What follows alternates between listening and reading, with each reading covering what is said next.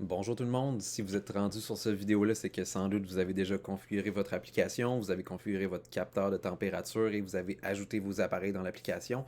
Maintenant, on est rendu à faire un lien entre les appareils et le capteur de température pour que Orisha sache quoi faire avec vos appareils en fonction de la température qu'il y a dans votre serre. Pour faire ça, ce qu'il faut faire, c'est créer un programme de température. Donc, pour faire ça, on va dans le menu de gauche, sur téléphone, en haut à gauche, on clique sur le petit rond bleu avec les lignes dedans. Puis, on clique sur Configuration et sur Programme. Vous allez arriver sur la page qui est ici, où le premier programme en haut à gauche, c'est le programme de température. Pour ajouter un programme de température, on clique sur le plus. Première chose que vous allez voir dans ce programme-là, c'est le contrôle par moyenne qu'on peut cocher ou décocher. Je vais y revenir juste un peu plus tard. Avant, dans le fond, je vais vous parler un peu de qu'est-ce qui différencie Orisha des autres systèmes. Orisha, ce qui est le fun avec, c'est que si on le compare aux autres systèmes, la plupart des autres systèmes, ce qu'il faut faire, c'est qu'il faut dire pour chaque appareil à quelle température on veut qu'il démarre. Par exemple, il faudrait dire qu'à 18 degrés, on part la fournaise. À 22 degrés, on ouvre les ouvrants à 50%. À 26 degrés, on les ouvre à 100%. À 24 degrés, on ouvre les fans. Puis beaucoup de configurations à faire, beaucoup de temps. Puis tout à refaire dépendant de la température extérieure, dépendant du taux de luminosité.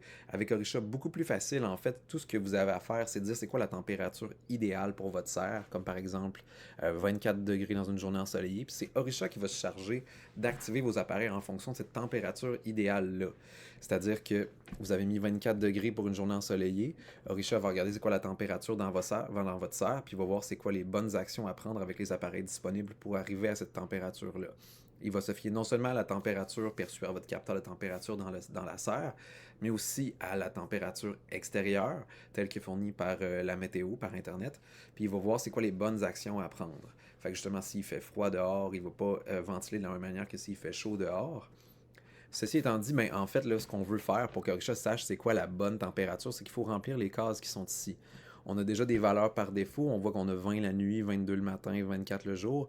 Ça, c'est des recommandations qu'on vous donne comme un bon point de départ. C'est des bonnes valeurs qui vont garder la plupart de vos cultures en très bonne santé.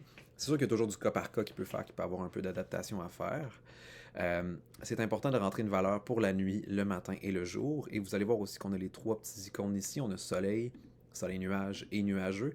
Donc, si vous voulez avoir des valeurs qui adaptent la température de votre serre à la couverture nuageuse, c'est important de remplir les trois champs dans nuage, soleil nuage et nuage. On voit ici qu'on a une température idéale, c'est-à-dire que quand on choisit le contrôle par moyenne, Orisha va essayer de rester le plus proche possible de la valeur qu'on indique ici. On a aussi la possibilité de faire un contrôle par intervalle, c'est-à-dire qu'on choisit plutôt une plage horaire dans laquelle Orisha va essayer de se garder. Donc à ce moment-là, on choisit un minimum et un maximum, puis Orisha va essayer de chauffer pour pas dépasser, pour pas tomber sous le minimum ou pas monter au-dessus du maximum. Dans le doute, on vous recommande de rester avec le contrôle par moyenne, c'est beaucoup plus simple, juste une valeur, puis Orisha reste le plus proche possible de cette valeur-là.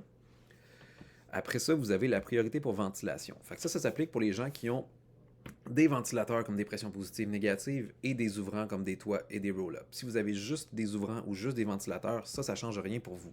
Dans le cas où vous avez les deux et que vous choisissez l'option qui est ici, Orisha, pour refroidir votre serre, part d'abord les ventilateurs, puis ensuite va ouvrir vos ouvrants si les ventilateurs ne sont pas suffisants. Dans le deuxième cas ici, ce qu'Orisha va faire, c'est qu'il va partir d'abord vos ouvrants, puis si les ouvrants ne sont pas suffisants, il partirait vos fans.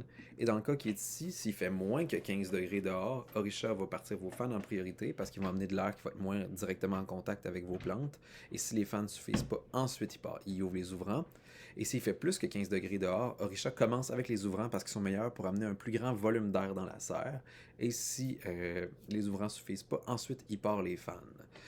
Et c'est comme ça que Orisha va faire pour gérer la ventilation. Fait que pour résumer, finalement, si vous n'êtes pas trop sûr de par où commencer, vous pouvez simplement cliquer sur le plus à côté du programme, commencer avec les valeurs par défaut, puis cliquer sur Enregistrer. Puis à ce moment-là, vous avez un très bon point de départ pour avoir des cultures en santé.